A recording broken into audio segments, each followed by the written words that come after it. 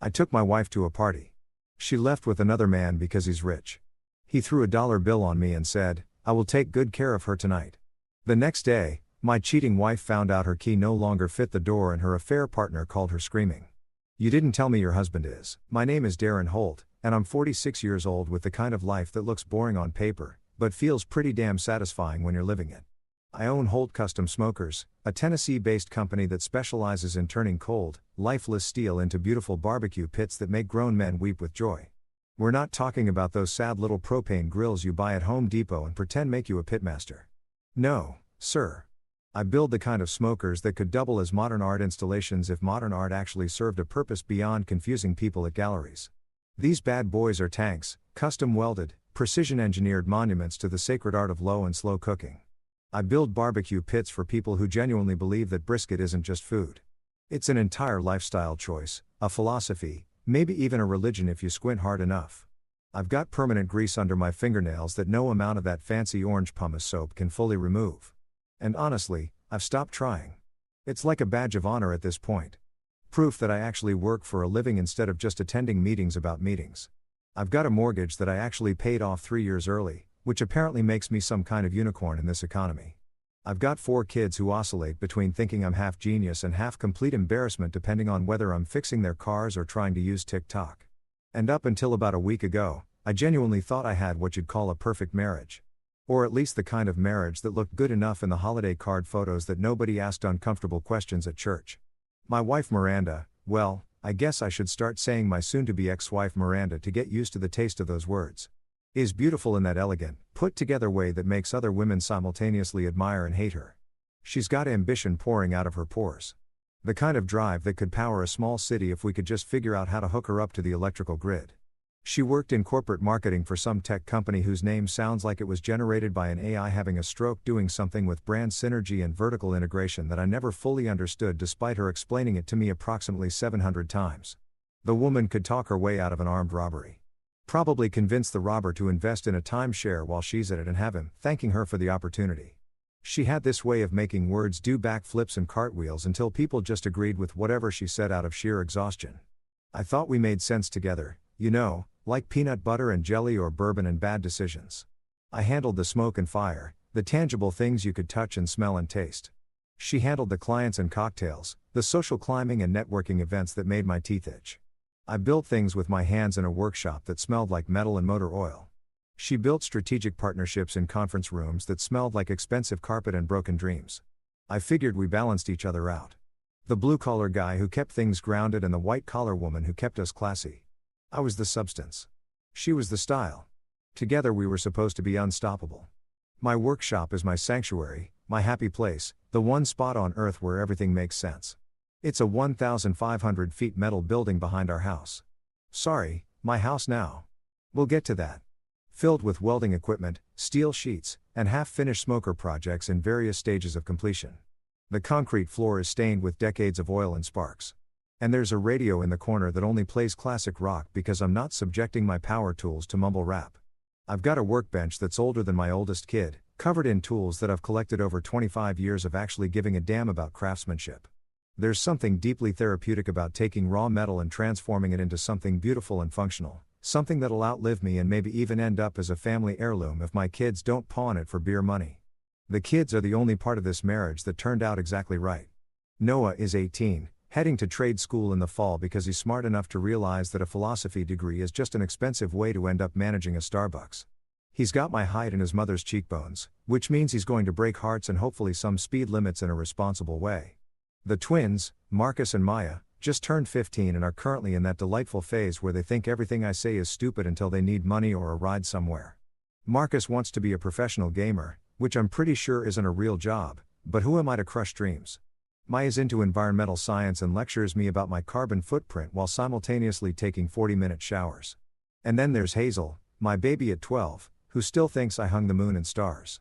And I'm dreading the day she figures out I'm just a guy who's really good at welding and dad jokes.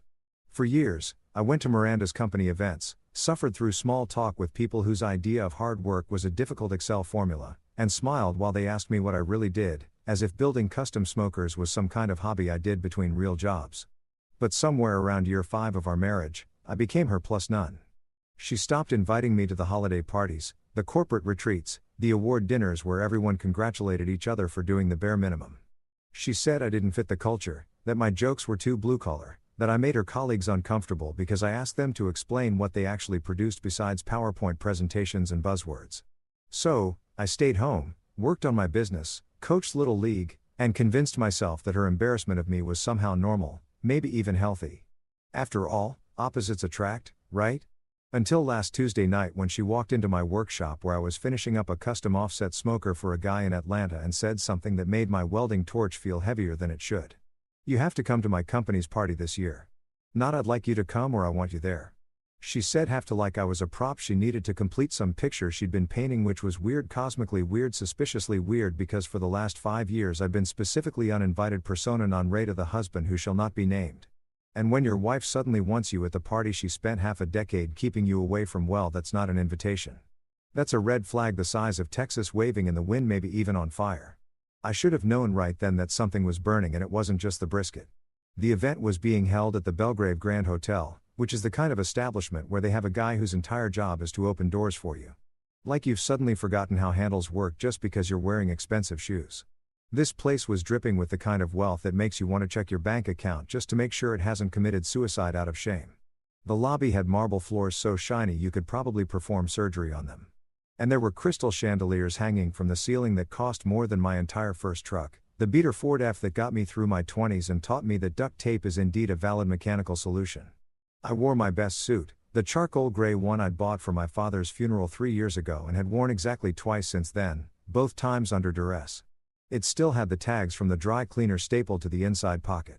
Miranda had insisted I get a haircut, so I'd gone to my regular barber, a 60-year-old Vietnamese guy named Tommy, who charged $15 and told the same 3 jokes every single time instead of the $70 salon sheet suggested.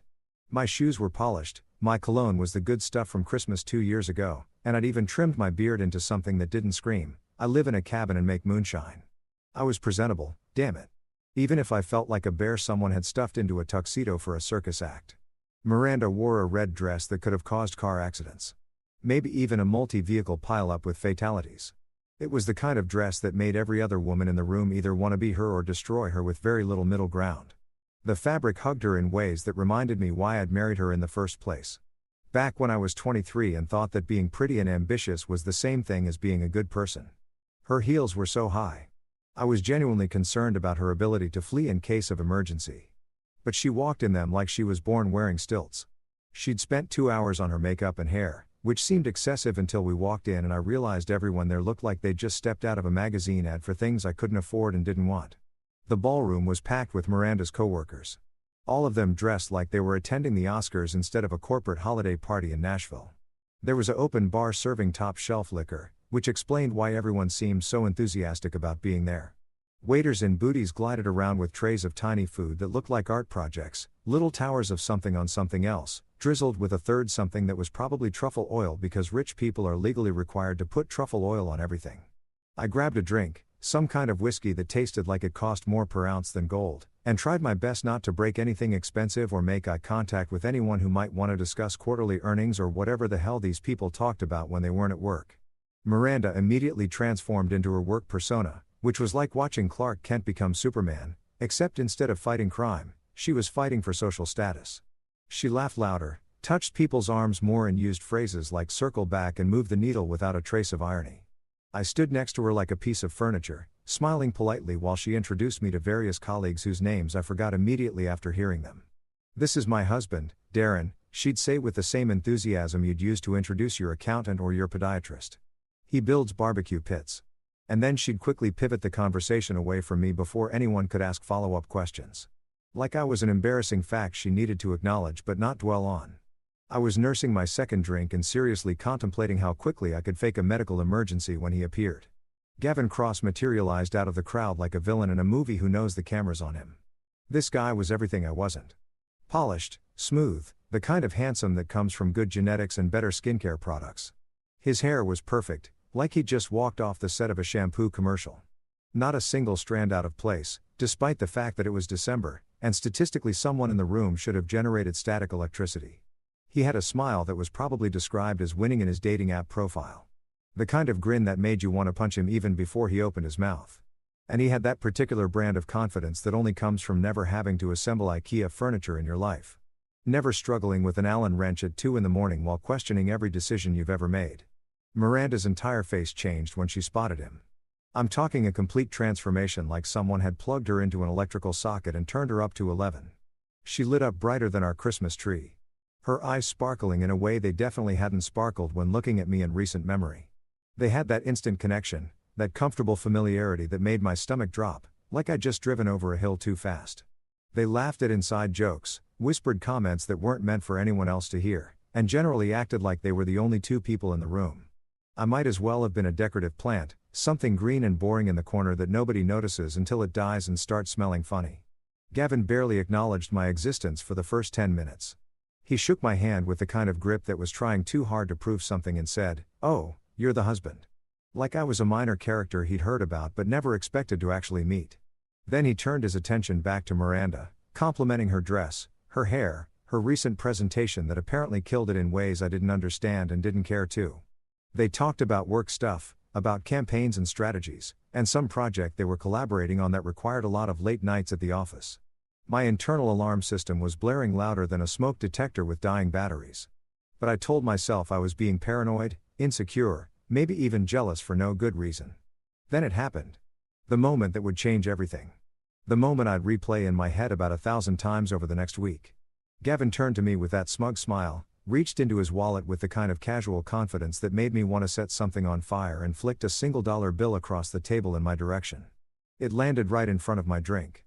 George Washington staring up at me like he was disappointed in both of us. Gavin leaned back in his chair, draped his arm casually near Miranda's shoulders without quite touching her, which somehow made it worse, and said, "Don't worry, champ. I'll take good care of her tonight." The table erupted in laughter.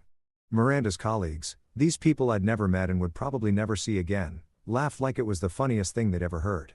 Miranda herself had the decency to look embarrassed for about half a second before she joined in. Her laugh mixing with everyone else's, creating this chorus of mockery that made my ears ring. Someone said, "Oh my God, Gavin," in that tone people use when they think something is inappropriate but hilarious. Another person, some guy in a suit that probably cost what I make in a month, slapped the table and wheezed like he was dying. I sat there for what felt like an hour, but was probably 3 seconds, watching my wife laugh at a joke about another man taking care of her, watching her coworkers treat me like I was the punchline to a story they'd all been in on, except me. The dollar bill sat there on the table, crumpled and insulting, a physical representation of what this thought I was worth. The rational part of my brain was screaming at me to stay calm, to not make a scene, to remember that assault charges are expensive and my kids need their college funds. But there's a limit to what a man can take before something inside him just snaps like a tension wire pulled too tight. I picked up that dollar bill, folded it neatly into quarters with hands that were surprisingly steady considering the rage currently remodeling my internal organs, and looked Gavin directly in his smug, punchable face. "Thanks," I said, my voice calm and clear enough that nearby tables went quiet. "That's the down payment for your upcoming hospital bills." The laughter died faster than my respect for my wife. Gavin's smile faltered for just a second before he recovered, trying to play it off like I'd made a joke instead of a promise. Miranda's face went pale, then red, cycling through colors like a traffic light, having an identity crisis. I could feel every eye in our section of the room locked on me. Could practically hear the gossip engines revving up for Monday morning water cooler talk. I stood up, buttoned my suit jacket with the kind of deliberate calm that probably looked more threatening than any outburst could have been, and walked out of that ballroom before I started a second career in aggravated assault. Behind me, I heard Miranda calling my name, but her voice sounded distant and unimportant, like a radio station fading out as you drive away from the city. I handed my valet ticket to the kid at the front, tipped him $20 because he looked nervous about my energy, and sat in my truck with the engine running for a solid 5 minutes before I trusted myself to drive. That dollar bill was still in my pocket, and it felt like it was burning a hole through my suit. Miranda didn't come home that night. I know this because I stayed awake watching the driveway like a psychopath in a stalker movie. Except instead of being creepy, I was just a guy slowly realizing his marriage was circling the drain like hair in a shower that nobody bothered to clean. I sat in my workshop at 3 o'clock in the morning wearing the same suit pants from the party but with an old Metallica t-shirt replacing the fancy button-down, welding steel together with the kind of focused aggression that probably should have concerned me. There's something therapeutic about welding when you're pissed off. The shower of sparks, the smell of hot metal, The fact that you're creating something instead of destroying something, which is what every fiber of my being wanted to do to Gavin Cross's face. My phone sat on the workbench, stubbornly silent. No calls, no texts, not even one of those don't wait up messages that at least acknowledge you're married to another human being who might wonder where you are. I tried calling her twice around midnight, and both times it went straight to voicemail, which meant she'd either turned her phone off or let the battery die. And neither option was particularly reassuring given the circumstances. I left one message, kept it simple. Where are you? I didn't yell, didn't accuse, didn't give her ammunition to later claim I was being controlling or paranoid. Just 3 words, calm and reasonable. The kind of question a husband should be able to ask his wife at midnight without it being considered a federal offense. The workshop was freezing because December in Tennessee doesn't care about your emotional crisis, but I kept working anyway, finishing a custom smoker for a client in Memphis who'd paid extra for hand-engraved details. My hands knew what to do even when my brain was spinning like a hamster wheel powered by rage and disbelief. I kept replaying the party in my head, watching that scene over and over like a bad movie I couldn't turn off. The way she'd laughed at Gavin's joke. The way she'd looked at him with something in her eyes that she used to reserve for me back when we were young and stupid and thought love was enough to build a life on. The casual cruelty of that dollar bill and the fact that she hadn't defended me, hadn't said a single word to shut down that disrespect. I thought about calling one of my buddies, maybe Rick, who lived 3 streets over and was always good for a beer and some solid advice, but it was 3 o'clock in the morning. And also, there's something deeply humiliating about admitting to another man that your wife might be cheating on you. It feels like a failure, like you couldn't keep your own house in order, couldn't hold on to the woman you promised forever to. Pride's a funny thing. It'll keep you silent even when you're drowning. Make you smile and wave from underwater while your lungs are screaming for air. Around 4:30, I finally gave up on the welding before I accidentally set something on fire or lost a finger to inattention.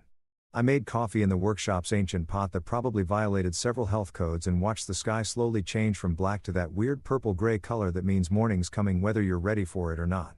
Birds started making noise. Those annoying chirpy sounds that seem way too cheerful for the end of the world.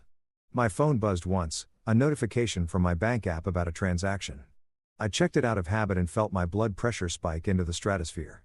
Miranda had used our joint credit card at the Belgrave Grand Hotel for a room at $147 a.m. The charge was $387, which meant she'd gotten one of the fancy suites because apparently when you're cheating on your husband, you might as well do it in luxury. I took a screenshot, saved it to 3 different folders, and emailed it to myself because I'm not an idiot and divorce court loves documentation. Then I sat there staring at my phone wondering what percentage of marriages end because of a hotel charge and a dollar bill and whether I was overreacting or underreacting or reacting exactly the right amount for a man whose wife just spent the night in a hotel with her smug coworker. At dawn, just as the sun was turning the sky into something pretty that I was too angry to appreciate, I heard her car, that distinctive sound of her white BMW purring into our driveway. A car I'd helped her pick out 3 years ago when she got promoted and wanted something that reflected her success. I stayed in the workshop, forcing myself to keep my hands busy organizing tools that didn't need organizing because I didn't trust what I might say or do if I met her at the door like some anxious puppy waiting for its owner. She crept into the house like a teenager sneaking in past curfew, and I watched through the workshop window as she fumbled with her keys and slipped inside. I waited 5 minutes, then 10, letting her think maybe I was still asleep. Maybe I hadn't noticed, maybe she'd gotten away with it. Then I walked across the yard in the cold morning air, still wearing my welding gloves like armor, and went inside through the back door that leads into the kitchen. She was standing by the coffee maker wearing yesterday's makeup and Gavin's suit jacket, his monogrammed suit jacket, because of course this was the type to get his initials embroidered on his clothes like he was European royalty instead of a middle management douchebag. The jacket was expensive. You could tell some kind of Italian wool blend that probably cost more than my monthly utility bill. And right there on the left breast pocket, clear as day, were the initials GC in fancy script that looked like it required a second mortgage to afford. "Oh," she said when she saw me, her voice doing this weird squeaky thing that might have been cute 20 years ago, but now just sounded guilty as hell. "You're up early, never went to sleep," I said. My voice flat and dead like roadkill. "Where were you?" She laughed. Actually laughed. This nervous twitter that made me want to put my fist through the drywall I'd installed myself 5 summers ago. "I told you I'd be late." The party went long and then a bunch of us went to another colleague's suite to keep celebrating.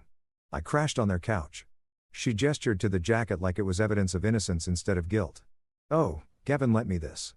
It got cold, right? Because 3 o'clock in the morning is prime time for PowerPoint presentations and professional development. Because you need a man's suit jacket in a climate-controlled hotel. Because your husband is stupid enough to believe that you spent 7 hours in someone's suite doing anything besides what we both know you were doing. Then I saw it just visible above the collar of that expensive jacket right there on her neck where it met her shoulder. A mark. Not just any mark, but the kind of purple-red bruise that has exactly one cause and 0 innocent explanations. Someone had stamped property of morons right on her skin. Left their signature like a dog marking territory. A hickey. A goddamn hickey. At 44 years old, my wife came home with a hickey like she was 16 and making out in her boyfriend's basement. "You've got something on your neck," I said, pointing with one grease-stained finger. Her hand flew up to cover it. Her face cycling through surprise, panic, and then landing on defiance. "It's just I must have burned myself with the curling iron yesterday. You know how clumsy I am." The curling iron. She was going with the curling iron excuse. I'd been married to this woman for 23 years. Watched her get ready approximately 8,000 times. And not once had she ever burned herself with a curling iron. But sure, today of all days, she suddenly developed a coordination problem that resulted in a perfectly mouth-shaped burn mark. "Right," I said, "the curling iron." She turned away from me, busied herself with the coffee maker like it was the most important task in human history. Started humming, actually humming some pop song I didn't recognize, making small talk about the weather, about needing to pick up dry cleaning, about whether we should do turkey or ham for Christmas dinner. Acting like nothing had happened, like she hadn't just walked in wearing another man's clothes with his mouth print on her neck, like our marriage wasn't actively bleeding out on the kitchen floor. I watched her pour coffee into her favorite mug, the one that said "Boss Lady" that I'd bought her as a joke 3 birthdays ago.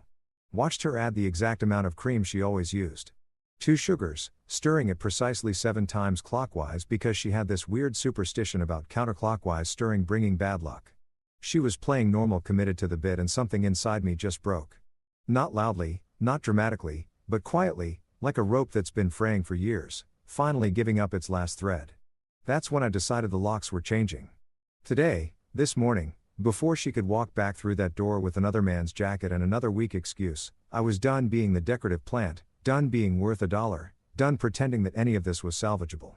She kept humming, and I started planning. Sunday morning hit me like a hangover, except I was completely sober, which somehow made it worse. I'd spent the rest of Saturday avoiding Miranda while she floated around the house, pretending to be confused about why I wasn't talking to her, like my silence was some mysterious phenomenon instead of a completely reasonable response to her showing up in another man's jacket with a hickey that could be seen from space.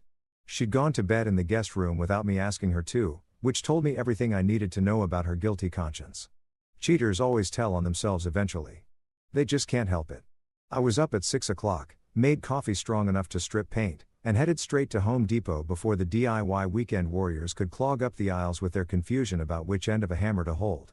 There's something deeply American about solving your problems at a hardware store. Marriage falling apart. There's a product for that. Wife cheating, aisle 7, next to the dead bolts and your dignity. I walked through those automatic doors with a mission. And that mission was to buy locks so strong they could keep out the apocalypse, zombies, and cheating spouses in that order of importance. The lock aisle was more complicated than it needed to be, filled with options that range from a determined child could pick this to you'll need a battering ram and a prayer. I stood there reading packages like I was studying for the SAT. Comparing security ratings and features I didn't know existed. Smart locks that connected to your phone. Locks with keypads. Locks that probably could have launched nuclear missiles if you entered the right code. But I went old school. Schlage deadbolts. Grade 1 security rating. The kind of locks that locksmiths respect and burglars cry about. I bought 4 of them. 1 for every exterior door. Plus new handles that matched because if I was doing this, I was doing it right. The cashier was a kid who couldn't have been older than 20, sporting a name tag that said Brandon and a facial expression that said he'd rather be literally anywhere else. He scanned my locks without comment until I added a drill bit set and a new screwdriver to the order. And then his eyes got a little knowing. Home improvement project? He asked in that way cashiers do when they're bored and trying to make conversation. Something like that. I said, more like home security, keeping the wrong people out. I feel that, Brandon said, nodding like he understood the philosophical weight of changing locks at 7 o'clock in the morning on a Sunday. My ex kept showing up at my apartment after we broke up. Had to change my locks 3 times before she got the hint. I wanted to tell him that at least his ex was just showing up, not showing up in other dudes' clothes, but that felt like oversharing with a stranger who was just trying to get through his shift. Women, right? I said instead, and he laughed and gave me some kind of bro code nod that made me feel ancient and young at the same time. The total came to just under $300, which felt like the cheapest investment in my sanity I'd ever made. I loaded everything into my truck, stopped at Dunkin' for a box of donuts and another coffee, and headed home with the grim determination of a man about to change more than just his locks. Miranda's car was still in the driveway, which meant she was either still asleep or hiding in the house trying to figure out her next move. I didn't care which. I grabbed my purchases and headed straight to the front door, the main entrance that she used every single day, the door she'd walk through tonight after whatever activity she'd planned to avoid actually dealing with our marriage. Installing new locks is oddly satisfying when you're angry. There's something cathartic about unscrewing the old hardware, removing the mechanisms that used to let someone in, and replacing them with shiny new barriers that require different keys. Keys she didn't have, keys she wouldn't get. I worked methodically, starting with the front door and moving around the house. Back door, side door, garage entrance. Each installation took about 20 minutes, and I did them all with the precision of a surgeon and the motivation of a man who'd finally hit his limit. Noah wandered out around 9 o'clock, still in his pajama pants and looking like death warmed over, which was the natural state of 18-year-old boys on Sunday mornings. He watched me work on the back door for a minute, scratching his stomach and yawning like a bear emerging from hibernation. "Dad, why are you changing all the locks?" "Home security upgrade," I said, not looking up from the screwdriver I was working, making sure only the people who live here can get in. He was quiet for a second and I could practically hear the gears turning in his head. Noah's a smart kid, smarter than I was at his age, and he definitely noticed the tension in the house lately. "Does Mom know about this home security upgrade?" "She's about to find out." "That's cold."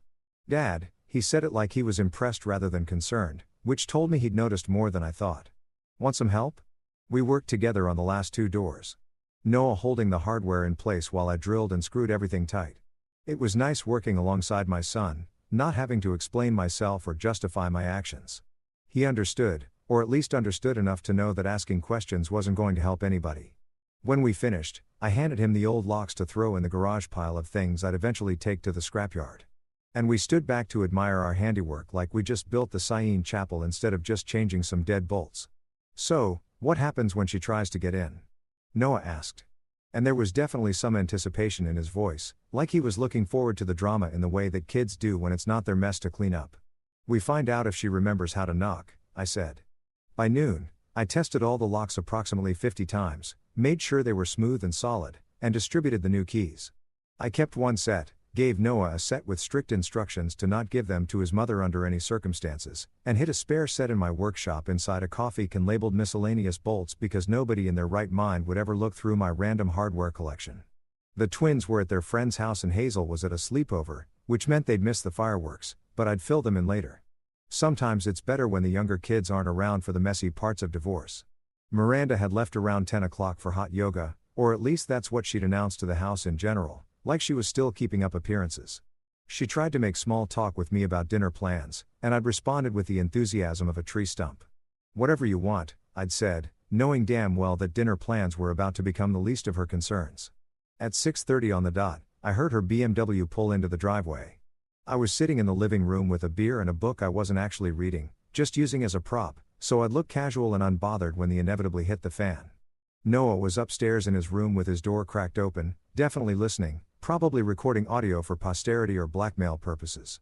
I heard her footsteps on the porch, heard her keys jingle, heard that familiar sound of her trying to insert her key into a lock that no longer recognized her authority. Silence. Then another attempt, harder this time, like maybe she'd just used the wrong key. More silence, then the sound of her trying different keys, probably cycling through her entire hearing, like maybe she'd forgotten which key opened her own front door. "Darren," she yelled through the door, and I let her yell my name 3 more times before I casually walked over and opened it. She was standing there in her yoga pants and overpriced athletic top, holding her keys like they'd personally betrayed her. Her face somewhere between confusion and fury. "The key isn't working," she said, stating the obvious like I might not have noticed. "Yeah," I said, leaning against the doorframe in a way that I hoped looked cool and unbothered. "Neither is our marriage." Her jaw dropped, literally dropped like a cartoon character who'd just been hit with an anvil. "What?" "Darren, that's not. We need to talk about this. Let me in so we can have an adult conversation."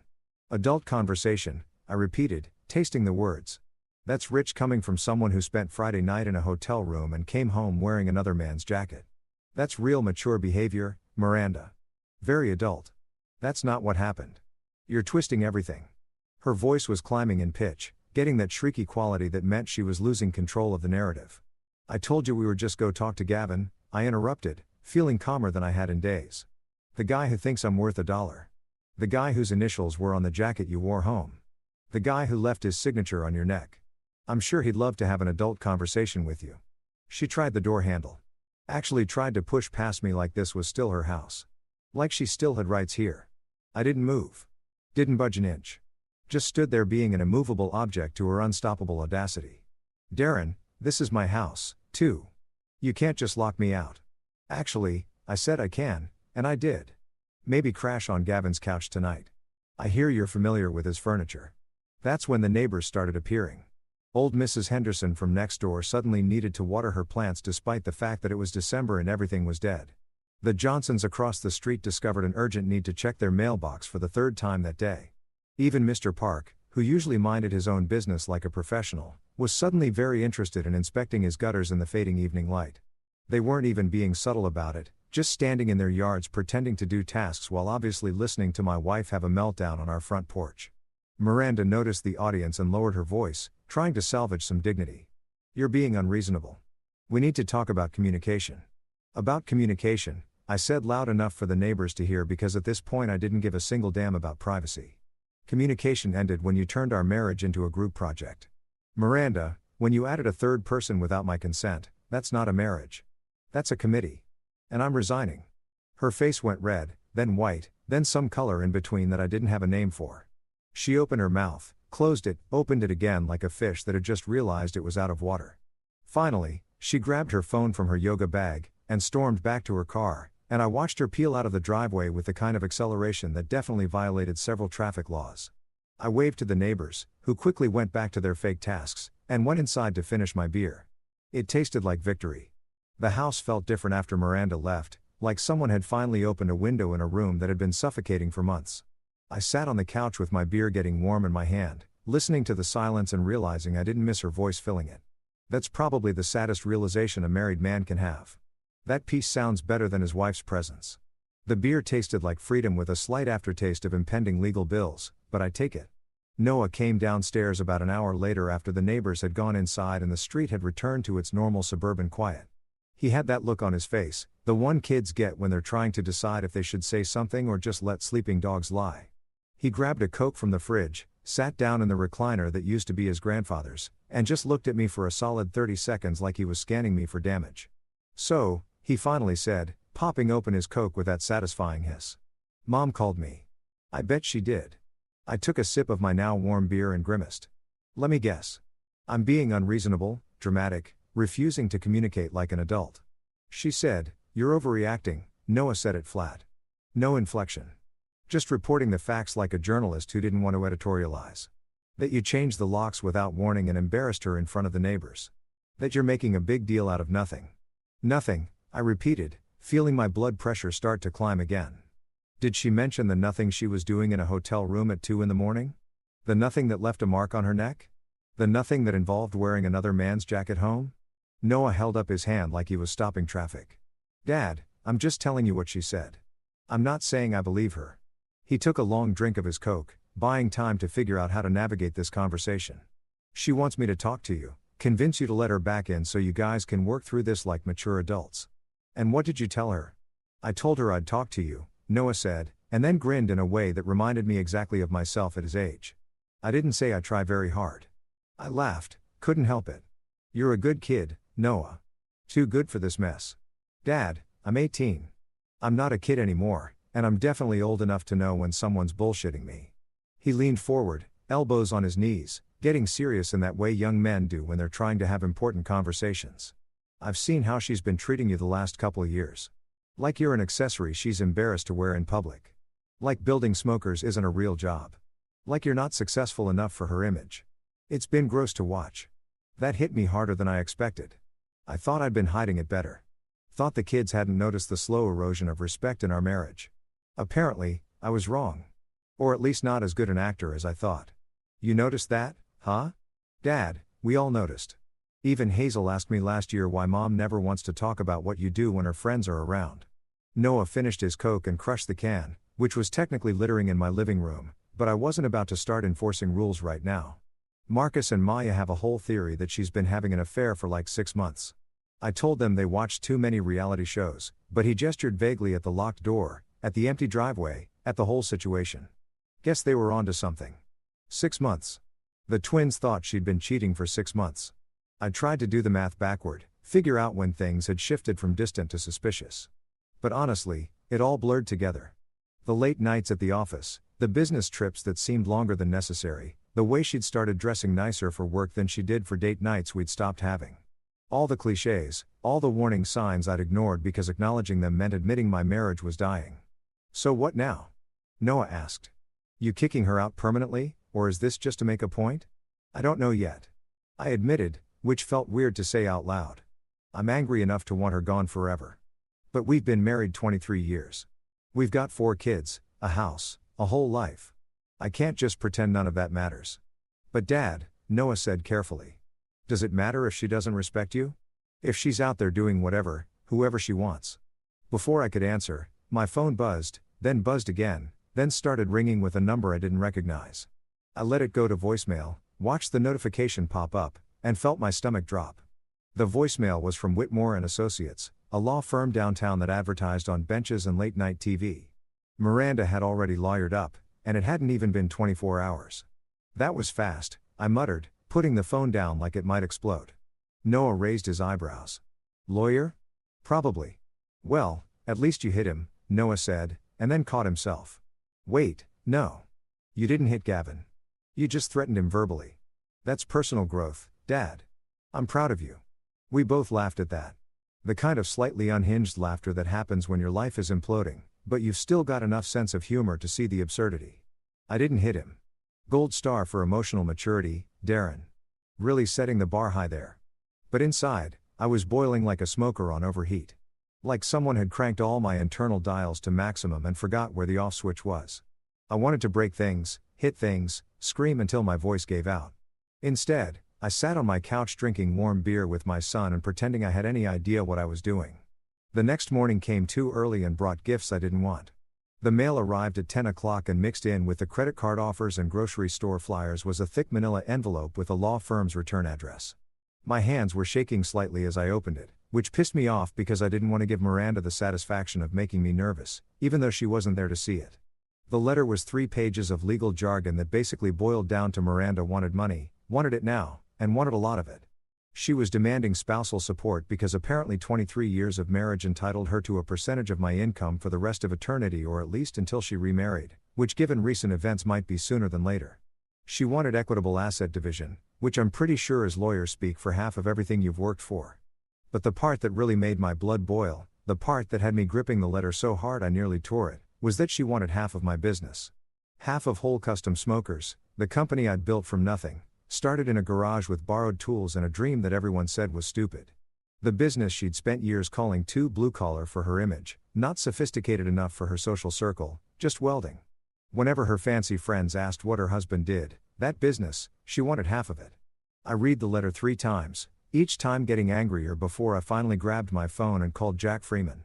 Jack had been my attorney for years, handled my business contracts and LLC paperwork, and had once gotten me out of a zoning dispute with the city that nearly shut down my workshop.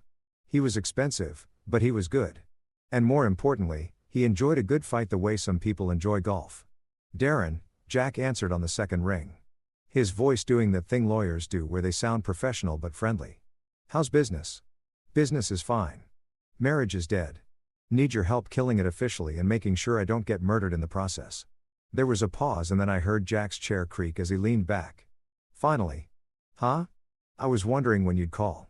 Melody saw Miranda at a restaurant 2 weeks ago with some guy who definitely wasn't you. We figured it was only a matter of time.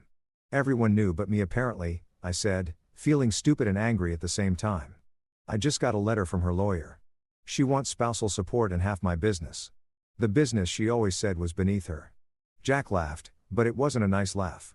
It was the laugh of a lawyer who'd just been handed ammunition. Oh, Darren, my friend, you're about to have fun. Legally sanctioned fun. I don't want fun. I want to not lose everything I've built. Same thing in this case. Jack said, Come by my office tomorrow morning. 9 sharp. Bring any financial documents you've got, bank statements, business records, that letter from her lawyer. And Darren, yeah, stop talking to her. Don't answer her calls. Don't respond to texts. Don't engage at all. Everything goes through me now. Understand? Understood. Good. And Darren, we're going to destroy her. Legally and ethically, of course, but thoroughly. I hung up feeling something close to hope for the first time in days. Maybe I was screwed. Maybe she'd get half of everything, and I'd spend the next decade rebuilding. But at least I had Jack Freeman in my corner. And that man loved winning almost as much as he loved billing hours. Noah stuck his head into the kitchen. Good news or bad news? Potentially good news disguised as expensive news. That's the lawyer spirit, Noah said. Want me to make pancakes? Spite pancakes taste better than sad pancakes. Make a lot. I said we're going to need the energy. We ate pancakes and planned for war. Jack Freeman's office was in one of those downtown buildings that tried really hard to look important. All glass and steel and modern art that nobody understood but everyone pretended to appreciate. His suite was on the 7th floor, decorated in that expensive minimalist style where everything cost a fortune but looked like it came from IKEA's corporate line. There were leather chairs, a massive desk made of some endangered tree species, and framed diplomas on the wall that reminded you he went to fancy schools where they taught you how to financially eviscerate people within the boundaries of the law. I showed up at 9 o'clock with a cardboard box full of documents that represented my entire financial life. Bank statements, business records, tax returns from the last 5 years, credit card bills, mortgage papers, and that damn letter from Miranda's lawyer that I'd read so many times I could practically recite it. Jack was already there with coffee that smelled way better than anything I made at home. And sitting next to him was a woman I'd never met before. Darren Holt, meet Clara Wu, Jack said, gesturing to the Asian woman in her 30s who looked like she could calculate your net worth just by looking at your shoes. She wore a sharp gray suit, rectangular glasses, and had the kind of expression that suggested she'd seen every financial crime humanity could dream up and wasn't impressed by any of them. Clara is a forensic accountant, best in the business. She's going to dig through your finances and make sure we know exactly what we're dealing with. Clara stood up and shook my hand with a grip that was surprisingly strong for someone who spent their days staring at spreadsheets. Mr. Holt, Jack's told me about your situation. I'm sorry you're going through this, but I'm very good at finding where money goes when people think nobody's looking. Call me Darren, and I appreciate that because I have a feeling my wife's been creative with our finances lately. We sat down around Jack's conference table and I started unpacking my box of financial shame. Clara's eyes lit up like a kid on Christmas morning, which I guess makes sense when your job is following money trails. She immediately started organizing everything into piles with a system that probably made sense to her, but looked like chaos to me. Okay, Jack said, opening his legal pad to a fresh page. Let's start with the basics. Community property state, married 23 years for kids. She's claiming she needs spousal support and half the business. What assets are we looking at total? I ran through the numbers. The house worth about $450. My business that brought in roughly $300,000 a year in profit, retirement accounts, savings, the usual accumulation of a life spent not being completely irresponsible with money. Clara took notes on her laptop, her fingers flying across the keyboard like she was playing a piano concerto, and she's claiming what grounds for divorce? Clara asked, not looking up from her screen. Irreconcilable differences, according to her lawyer, which is code for, I got caught cheating and need to make it sound mutual. Jack leaned back in his chair, steepling his fingers in that way lawyers do when they're about to say something they think is clever. Here's what we're going to do. Clara is going to audit your joint accounts, credit cards, any financial activity over the last year. We need to know if she's been hiding money, spending inappropriately, anything we can use to counter her narrative. How long does that take? I asked, already dreading the answer. For someone good, a week, Clara said, finally looking up from her laptop. For me, 3 days. I'm very motivated by spite, and cheating spouses offend my sense of order. She smiled, and it was the smile of someone who enjoyed ruining people's days. Jack mentioned you think she's been staying in hotels. I know she has. I've got the credit card charge from last Friday. $387 at the Belgrade Grand. Clara's fingers flew across her keyboard. What card? Our joint MX. The one linked to the business account for legitimate expenses. Her eyes narrowed behind her glasses. Your business account? She's been using business funds for personal expenses. She's got authorization on the card for client entertainment, business dinners, that kind of thing. Her job involves wining and dining clients sometimes. So, I added her as an authorized user years ago. Seemed logical at the time. Oh, this is going to be good, Clara said, and she sounded genuinely excited. I love it when spouses forget that business accounts have different rules than personal accounts. Misuse of business funds, potential tax implications, possible fraud if she's been claiming personal expenses as business deductions. Mr. Holt, Darren. I'm going to need access to all your business accounts, credit card statements, expense reports, everything. I gave her the login credentials for my business banking. Watched her eyes light up even brighter as she started pulling up statements and downloading files. Jack poured us all more coffee while Clara worked her magic, muttering to herself about expense categories and merchant codes like she was speaking a foreign language. After about 20 minutes of clicking and typing, Clara looked up with the expression of someone who just found buried treasure. Darren, when was the last time you actually reviewed your business credit card statements? I mean, I look at the totals every month. Make sure nothing's wildly off. Why? Because your wife has been very busy with your money. Clara turned her laptop around to show me a spreadsheet that made my head hurt. In the last 6 months alone, she's charged over $40,000 to your business account. Hotels, restaurants, spa days, shopping. There's a charge here for Victoria's Secret for $600. That a legitimate business expense for building smokers. My stomach dropped. $40,000. Are you serious? Dead serious. Look at this. The Belgrave Grand Hotel appears 11 times in the last 4 months. Always on Friday or Saturday nights. Charges ranging from $3 to $600 per stay. That's not business travel, Darren. That's an affair hotel. Clara scrolled through more charges. Each one feeling like a punch to the gut. Here's $1,000 at Fleming Steakhouse. $2,000 at a spa resort in Gatlinburg. Multiple charges at liquor stores, wine shops, expensive restaurants. She's been living very well on your dime. Can we use this? I asked Jack, feeling rage and vindication, fighting for dominance in my chest. Oh, we're going to use the hell out of this, Jack said, grinning like a shark that just smelled blood. Misuse of business funds, potentially affecting your tax liability, demonstrating a pattern of deception. This destroys her claim that she deserves spousal support. You can't claim you need money while you're out here spending $40,000 on hotels and steak dinners. Clara kept typing, kept digging, and I could see her getting more excited with each discovery. She's been transferring money, too. Look at this. Regular transfers from your joint account to another account. $2,000 here, $1,500 there, $3,000 last month. Always going to the same place. She pulled up the transfer details. Account holder is listed as GC Enterprises LLC. GC, I repeated, feeling something click in my brain. Gavin Cross. She's been funding her boyfriend with our money. Allegedly, Jack said, because lawyers always have to say allegedly, even when something is obvious as hell. But yes, probably, Clara. Can you trace that LLC? Already on it, Clara said, her fingers dancing across the keyboard. GC Enterprises, registered in Tennessee 6 months ago. Principal owner Gavin Cross, business purpose listed as consulting services. What a joke. This is clearly a pass-through for personal income. We sat there for a minute, letting it all sink in. Miranda hadn't just cheated on me.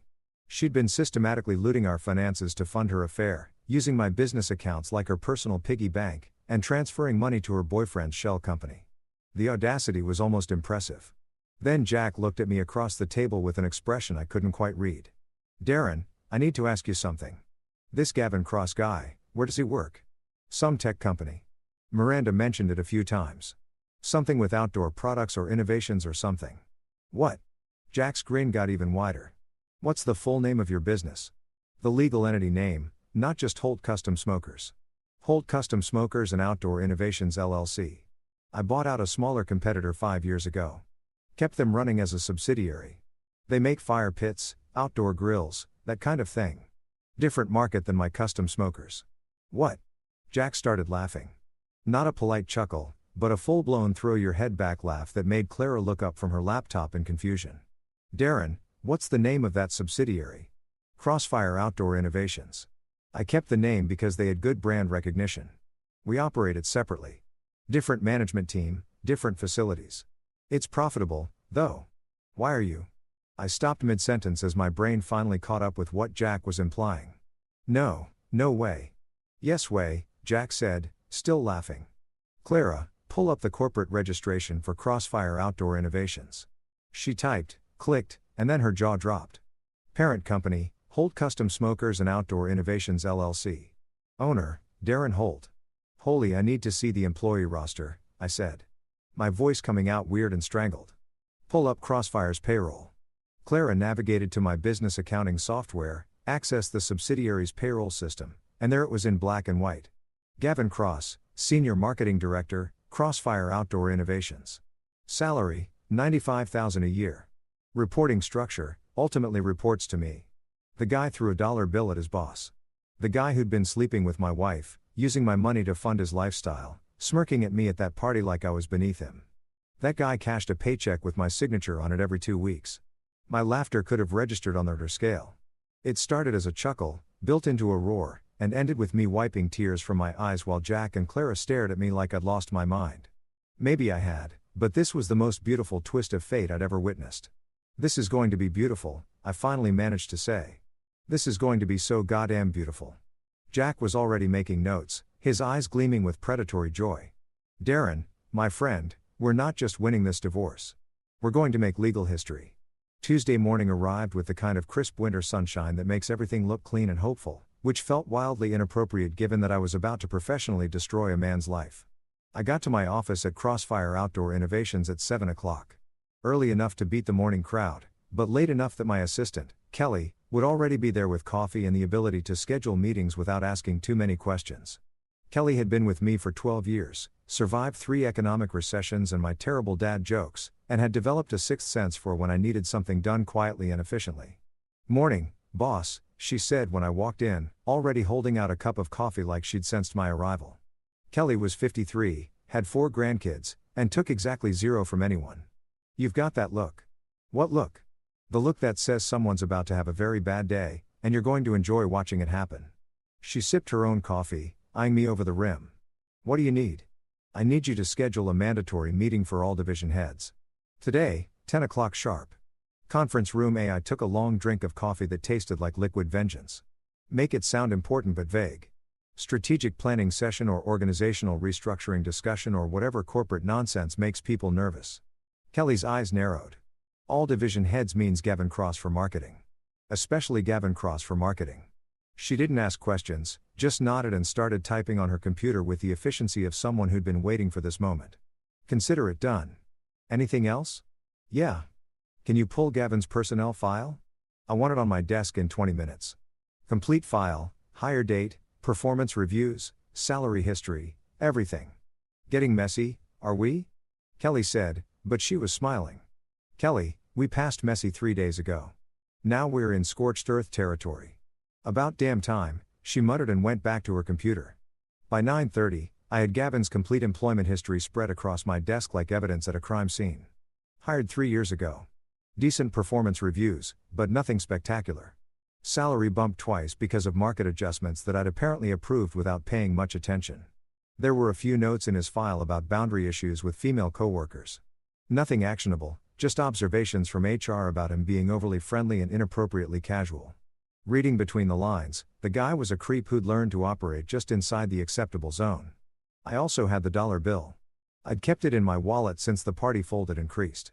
And now I smoothed it out on my desk like it was a valuable artifact because in a way it was physical evidence of disrespect, a paper trail of arrogance, George Washington as my witness. At 9:45, I walked into conference room A and set up camp at the head of the table.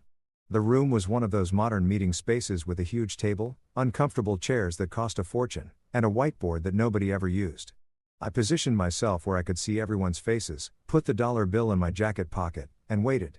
The division heads started filtering in around 9:55. Susan from operations, Michael from finance, Patricia from HR, and a couple others whose names I knew but didn't use often because I spent most of my time in the custom smoker division. Not here at the subsidiary. They all looked vaguely concerned, which was the appropriate response to a surprise mandatory meeting called by the owner. Nobody looked happy to be here, but that was fine.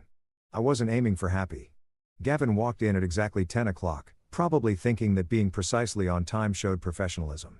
He was wearing another expensive suit, his hair styled within an inch of its life, and carrying a leather portfolio that probably cost more than my monthly truck payment. He looked confident, comfortable, like a man who thought he belonged here. Like a man who thought he was untouchable. Then he saw me sitting at the head of the table and his tan face drained faster than cheap coffee left on a hot plate. All that artificial color from his spray tan or golf outings or whatever rich guys do to look healthy. It just vanished, leaving him the color of old newspaper. His eyes went wide, his mouth opened slightly, and I watched in real time as his brain tried to calculate what the hell was happening. "Morning everyone," I said, keeping my voice casual and friendly like this was just another boring Tuesday meeting. "Thanks for making time on short notice. Please sit down." Everyone sat. Gavin remained standing for a beat too long, like his legs had forgotten how to bend before finally lowering himself into a chair 3 seats down from me. He was trying to maintain eye contact, trying to project confidence, but I could see his hands shaking slightly as he opened his portfolio. "Morning, Gavin," I said, looking directly at him with the kind of smile that doesn't reach the eyes. "I heard you had an interesting night last Friday. How's Miranda doing?" The room went dead silent. You could have heard a pin drop, a feather land, a mouse fart. Susan from operations physically recoiled like I'd set off a bomb. Patricia from HR got very interested in her notepad. Michael from finance looked like he was trying to calculate the legal liability of this conversation. Gavin opened his mouth, closed it, tried again. Mr. Holt, I'm not sure what you're I think you know exactly what I'm referring to," I said, keeping my tone light and conversational. "The company party at the Belgrave Grand Hotel, the one where you were very generous with your financial offerings." I reached into my jacket pocket and pulled out the dollar bill, unfolded it slowly and deliberately, and slid it across the conference table toward him. It spun slightly on the polished wood before coming to rest directly in front of his portfolio. "I think this belongs to you." Gavin stared at that dollar bill like it was a live grenade. The silence in the room was so thick you could cut it with a knife and serve it for dinner. I watched various emotions flash across his face. Confusion, recognition, horror, panic, like a slot machine landing on the worst possible combination. "I don't," he started, but his voice cracked. "Let me help you out," I said, leaning back in my chair like I had all the time in the world. "That's the dollar bill you threw at me, your boss, owner of this company and its parent company, while making a joke about taking care of my wife. Remember now?" Patricia from HR made a noise that might have been a gasp or might have been the sound of her soul leaving her body. Susan covered her mouth with her hand. Michael just stared at Gavin like he'd never seen him before. "Mr. Holt, I can explain." Gavin tried again, his voice desperate now. "Please don't," I interrupted. "I've heard enough explanations to last a lifetime. What I'm interested in now is professional conduct. Patricia, can you grab Gavin's personnel file? I think we need to review this section about employee behavior and corporate values." Patricia practically ran out of the room, probably grateful for an excuse to escape. The rest of us sat in uncomfortable silence while Gavin sweated through his expensive suit. I could see the stains forming under his arms, watch his collar getting damp, observe the complete collapse of his confident facade. "You know what the funny thing is, Gavin?" I said conversationally. "I actually liked you when we hired you. Thought you had potential. Good credentials, decent ideas, seemed like a team player. I had no idea you were the kind of guy who'd disrespect his boss and sleep with his wife. That's poor judgment, Gavin. Really poor judgment." "I didn't know," he stammered. "She never said, I thought you were just some what?" I asked, genuinely curious. Some nobody, some guy who didn't matter? Some blue-collar loser who you could throw a dollar at and laugh about? He didn't answer, which was answer enough. Patricia came back with the file, handed it to me like it was radioactive, and sat down quickly. I opened it, flipped through a few pages for dramatic effect, and then looked up at Gavin. "It says here that employees are expected to maintain professional conduct both during and outside work hours, especially when representing the company at official functions. Would you say throwing money at your boss and propositioning his wife falls under professional conduct?" I wasn't. It was just a joke. I didn't mean. "Here's what's going to happen," I said, closing the file with a satisfying thump. "You're fired. Effective immediately. Conduct unbecoming of an executive. You can clean out your desk within the hour. Escorted by security. Your final paycheck will be mailed to your address on file. Your benefits in today. And if you try to file wrongful termination, my lawyers will be very happy to discuss your relationship with my wife and your misuse of company time and resources in court." Gavin's face went from pale to red to pale again. "You can't. This isn't." "I absolutely can, and it absolutely is." I said, "Patricia, can you call security to escort Mr. Cross to his office and then off the premises?" "Already texted them," Patricia said, not looking up from her phone. "They'll be here in 2 minutes." We sat there in silence, waiting for security to arrive. Gavin looked like he wanted to crawl inside a vent and die, or maybe run screaming from the building, or possibly just dissolve into the floor. I felt nothing but cold satisfaction, the kind of calm that comes from finally taking action after days of impotent rage. Security arrived. 2 guys named Marcus and Jeff, who I'd hired specifically because they looked intimidating but were actually giant teddy bears who coached youth football. They escorted Gavin out without incident. Though I'm pretty sure Marcus accidentally bumped him into a door frame on the way. The meeting ended shortly after with everyone looking shell-shocked and avoiding eye contact with me. I didn't care. I went back to my office, had another coffee, and waited for the fallout. It came 3 hours later in the form of a voicemail on Miranda's phone. She'd apparently changed her number but forgotten to update it with people. So, the voicemail got forwarded to our home phone, which then got forwarded to my phone because technology is wonderful when it's on your side. Gavin's voice came through the speaker, high-pitched and panicked. "You didn't tell me your husband is the owner of my company. You said he was just some. You said he built grills. You didn't mention he owned the whole goddamn business. I just got fired, Miranda. Fired because of you. Because you couldn't be bothered to mention that your husband signs my paychecks." There was more, but I stopped listening because I was too busy laughing. Music to my ears. The week between Gavin's firing and our first court date was a masterclass in watching someone's carefully constructed life fall apart in real time. Miranda tried calling me approximately 67 times. Each call going straight to voicemail because Jack had been very clear. No contact. Everything goes through lawyers. Protect yourself from doing something stupid. She left messages that ranged from apologetic to angry to desperate. Cycling through emotional states like she was trying to find the right frequency to make me cave. "We need to talk. You're being unreasonable. Think about the kids. How could you do this to me?" That last one was particularly rich, coming from a woman who'd been spending my money on hotel rooms with her boyfriend. She also tried using the kids as messengers, which was about as low as you could go without actually digging a hole. Noah shut her down immediately, told her to stop putting him in the middle of adult problems. The twins were less diplomatic. Marcus told her she made her bed, and now she could sleep in it, preferably in a hotel since that seemed to be her favorite place. Maya just hung up on her after a 30-second lecture about personal responsibility. Hazel cried, which broke my heart, but even she understood on some level that mommy had done something really wrong and daddy wasn't the bad guy here. Miranda moved in with her sister Denise, who lived in a condo in Green Hills and had always thought I wasn't good enough for her baby sister. Denise had a spare bedroom, an inflated sense of importance, and a wine habit that could fund a small country. I imagined the two of them sitting around bitching about men and drinking Chardonnay while pretending Miranda was the victim in all this. That image sustained me through several difficult moments. Jack kept me updated on the legal maneuvering happening behind the scenes. Miranda's lawyer, some guy named Robert Peaton, who apparently specialized in high-conflict divorces, which is lawyer code for "I represent terrible people," was trying to paint me as controlling, financially abusive, and emotionally distant. They were building a narrative where Miranda was the neglected wife who'd made one mistake and I was the tyrannical husband who'd overreacted by locking her out and firing her boyfriend. It was creative fiction. I give them that much. They're going to try to make you look like the bad guy.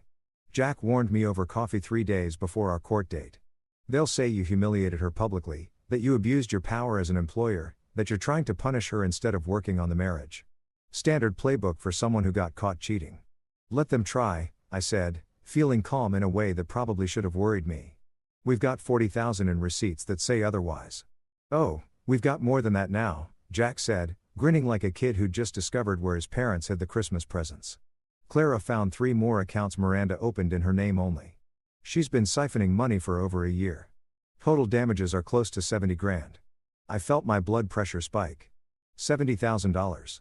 $70,000 of your money used to fund an affair hidden in accounts she thought you'd never find. Jack slid a folder across the table. Bank statements, transfer records, everything documented and notarized. She's cooked, Darren. Absolutely cooked. The day of the hearing arrived with all the joy of a root canal. I wore my court suit different from my funeral suit specifically purchased for legal proceedings because apparently I needed a wardrobe category 4 days when your wife tries to rob you in front of a judge.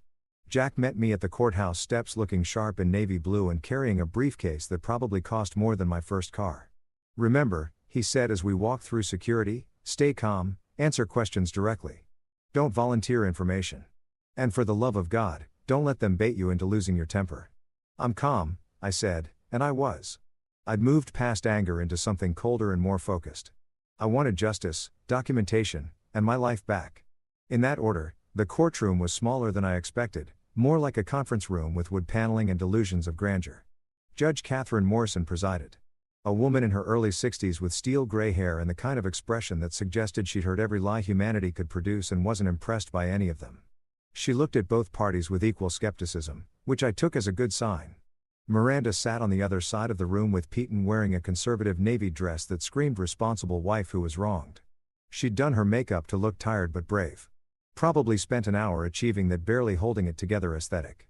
She wouldn't look at me, kept her eyes on her lawyer or the judge, playing the victim role to the hilt. Pemberton started strong. I'd give him that. He painted a picture of Miranda as the devoted wife who'd sacrificed her own career ambitions to support my business, who'd endured years of emotional neglect while I focused on work instead of our marriage. He claimed I was vindictive and controlling, that I'd publicly humiliated her by changing the locks and firing Gavin. He made it sound like I was some kind of monster who destroyed her life over a misunderstanding at a work party. Mr. Holt refuses to communicate, Pemberton said, gesturing dramatically like he was in a TV courtroom drama. He shut my client out of her own home, denied her access to marital funds, and used his position of power to destroy the career of a colleague simply out of spite. This is a man who values revenge over reconciliation. Judge Morrison looked at me over her glasses. Mr. Holt, would you like to respond to these allegations? Your Honor, I said, keeping my voice level. I'd like to address the public humiliation claim specifically. My wife humiliated herself when she spent the night in a hotel with another man and came home wearing his jacket with a hickey on her neck. I didn't humiliate her publicly. She did that herself. I just provided better lighting by refusing to pretend everything was fine. I heard a snort from somewhere in the gallery. Noah had insisted on coming. Said he wanted to watch Mom get what she deserves, and I hadn't had the heart to tell him no. Judge Morrison's lips twitched slightly like she was fighting a smile. As for the locks, I continued, I changed them after discovering my wife had spent our money on hotel rooms and was having an affair. That's not vindictive, that's self-preservation. And regarding Mr. Cross's termination, he was fired for conduct unbecoming of an executive, specifically for sexually harassing the wife of his employer at a company function. That's a fireable offense in any organization, Your Honor. That's a gross mischaracterization, Peyton started. But Jack stood up with the folder of doom. If it pleased the court, Jack said, smooth as butter. We have documentation that directly contradicts Mr. Peyton's narrative. May I approach? Judge Morrison nodded. And Jack walked forward with printed bank statements, credit card receipts, hotel invoices, and transfer records. He laid them out like a prosecutor presenting murder evidence.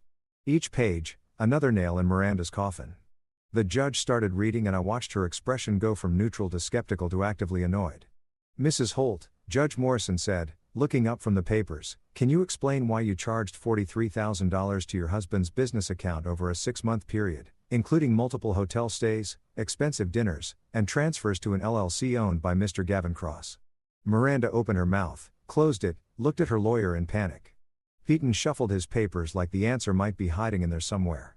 Your Honor, those were legitimate business expenses related to my client's work in corporate marketing at the Belgrave Grand Hotel 11 times in 4 months on Friday and Saturday nights. The judge's eyebrow climbed toward her hairline. That's an interesting business model, counselor. The courtroom got very quiet. I could see Miranda's carefully constructed victim narrative crumbling like a sand castle at high tide. She tried to speak, but nothing came out except a small squeaking sound that might have been the death rattle of her credibility. Then Judge Morrison asked the question that made everything worth it. Mrs. Holt, were you aware that Mr. Gavin Cross was employed by a company owned by your husband? Silence. Dead. Absolute silence. Miranda stared at her hands, at the table, at anything except the judge or me. Her lawyer looked like he wanted to be literally anywhere else, maybe on fire, possibly dead. The seconds ticked by, and her silence said everything that words couldn't.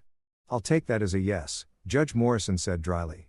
Or at least you should have known, given that you were having an affair with him and using marital funds to support said affair.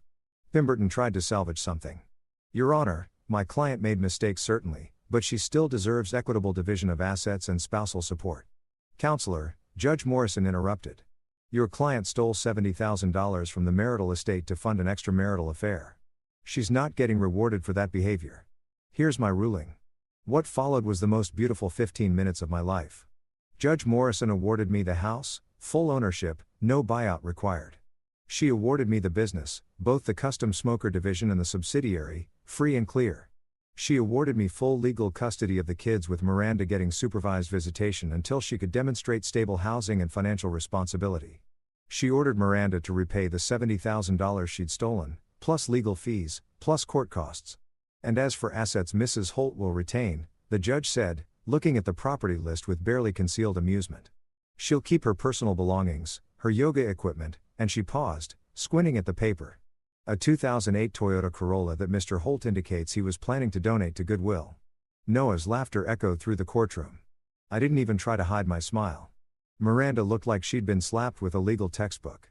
Her face pale and shocked, tears running down her face in rivers that ruined her carefully applied makeup. We walked out of that courthouse into crisp December sunshine.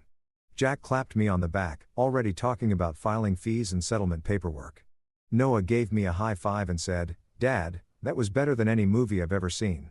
"Justice usually is," I said, feeling lighter than I had in months. My phone buzzed. A text from Marcus.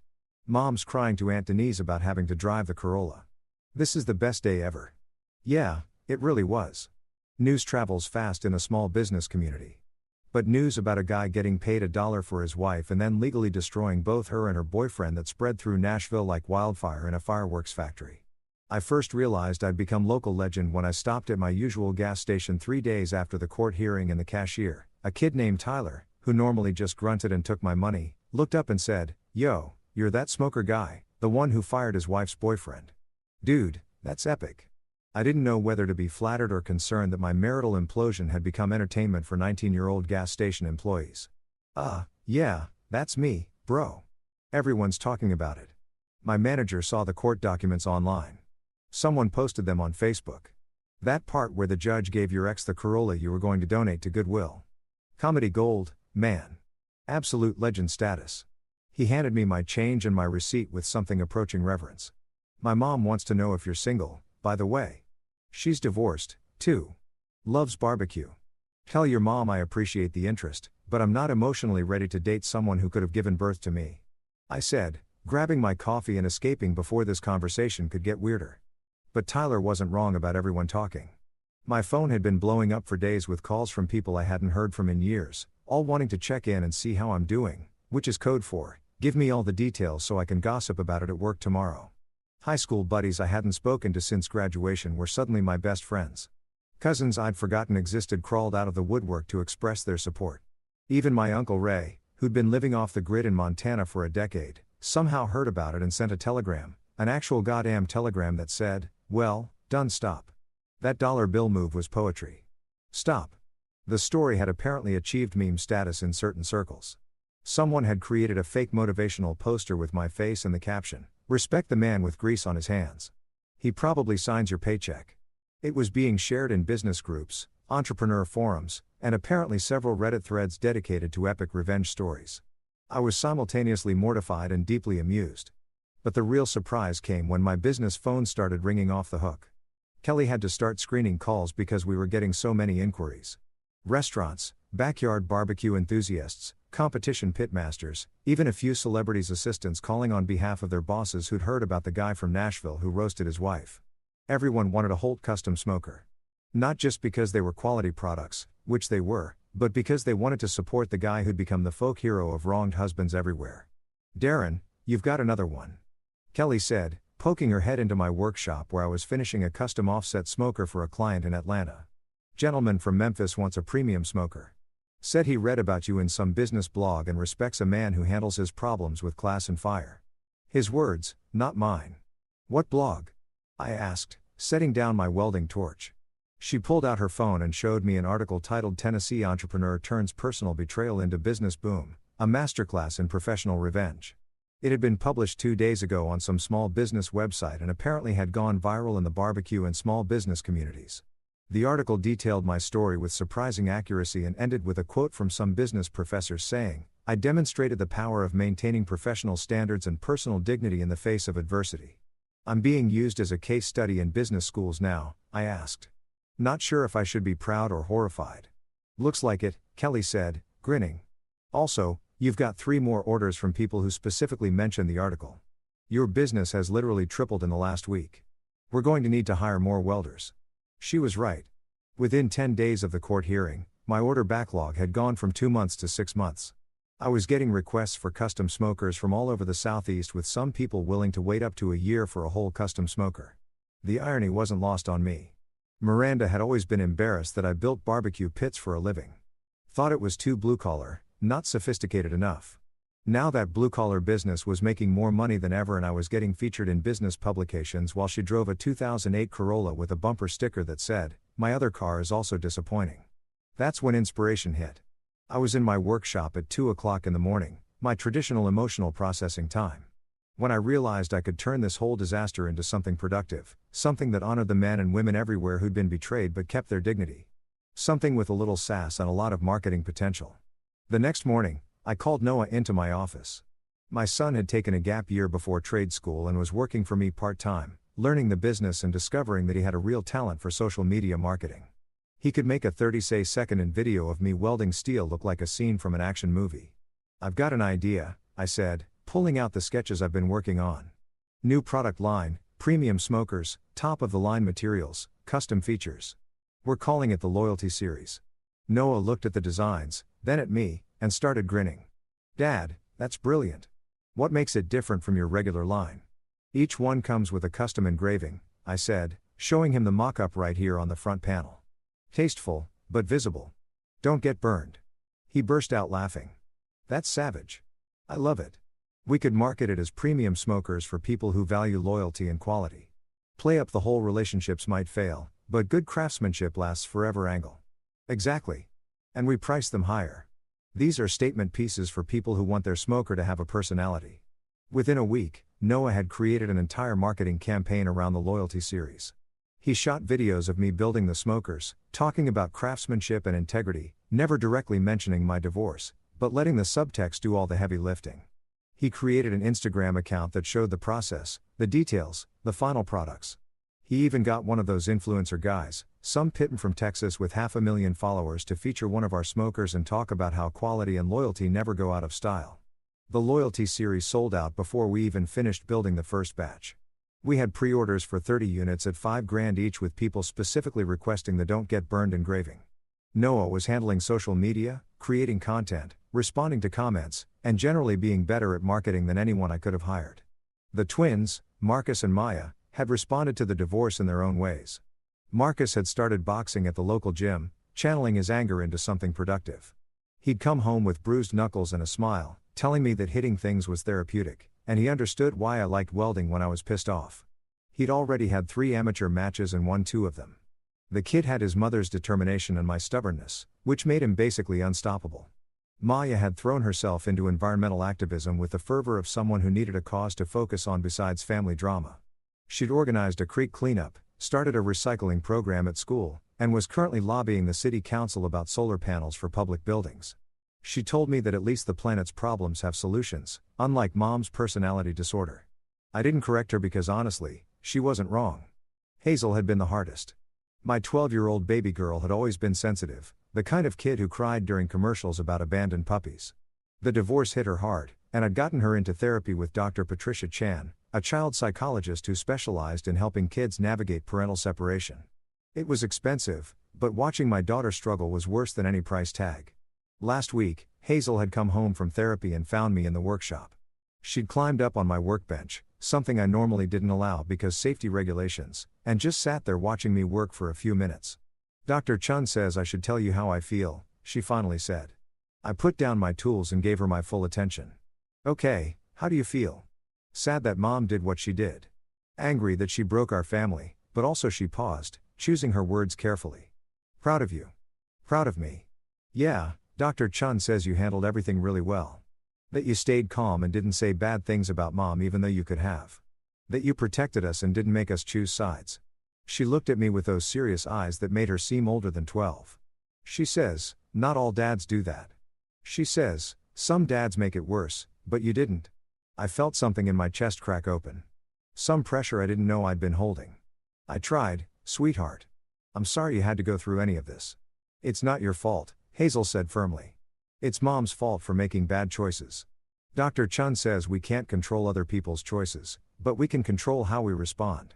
And you responded really good." "Really?" "Well," I corrected automatically, then hugged her. "Thanks, kiddo. That means a lot." Later that night, after Hazel had gone to bed, I told Noah about the conversation. He'd smiled and said, "You know what? Dr. Chen's right about the calm thing. You could have lost it. Could have done something stupid. Could have made it all worse, but you didn't, sweetheart. I said, stealing Hazel's phrase. Calm is the secret ingredient of revenge. Anyone can blow up. It takes real control to stay cool and let idiots destroy themselves. Noah raised his Coke can in a toast. To calm revenge and the loyalty series to quality craftsmanship and knowing your worth, I countered. We clinkied cans and somewhere in Nashville, Miranda was probably crying to her sister about the unfairness of life while driving a Corolla with 180,000 meters on it. The smoke was clearing, the fire was steady, and life was finally starting to look like something I could build on. 6 months later, life had settled into something that actually felt like living instead of just surviving. Spring had arrived in Tennessee with all its obnoxious beauty. Flowers blooming, birds chirping, temperatures perfect for sitting on the porch and smoking meat while contemplating how dramatically life can change when you finally stop tolerating. Miranda was working at a smaller marketing agency in Nashville, some boutique firm that probably paid half what her old job did. According to Noah, who still occasionally talked to her because he was a better person than me, she was finding herself, which is what middle-aged people say when they've screwed up their lives and are trying to rebrand the consequences as personal growth.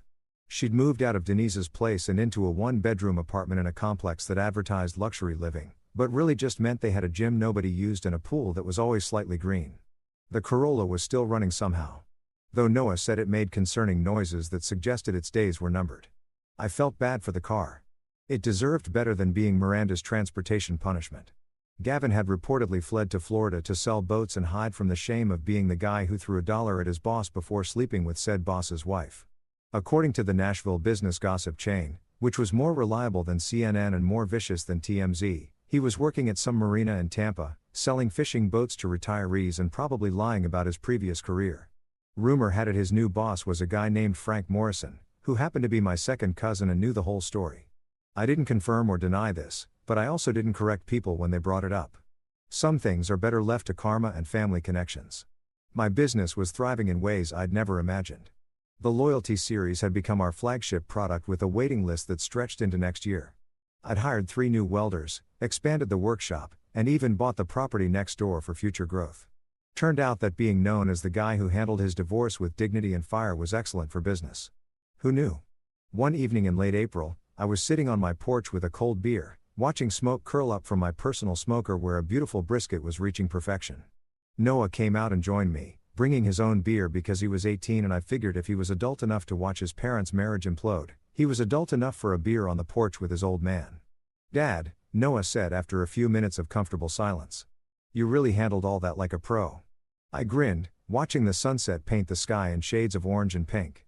"Son, sometimes you don't have to fight fire with fire. You just have to let idiots light the match themselves and stand back far enough to enjoy the show without getting burned." "That's going on a t-shirt," Noah said, laughing. The stars started appearing. The smoker was running steady. And inside the house, I could hear the twins arguing about something meaningless while Hazel practiced piano. My home was filled with the sounds of actual life again. Messy, loud, imperfect, but real and honest. As for that dollar bill, it was framed in my office now, hanging right above my desk where I could see it every morning. Right below it in a custom metal plaque I'd made myself was my company motto. "Respect the man with grease on his hands. He probably signed your paycheck and business was damn good."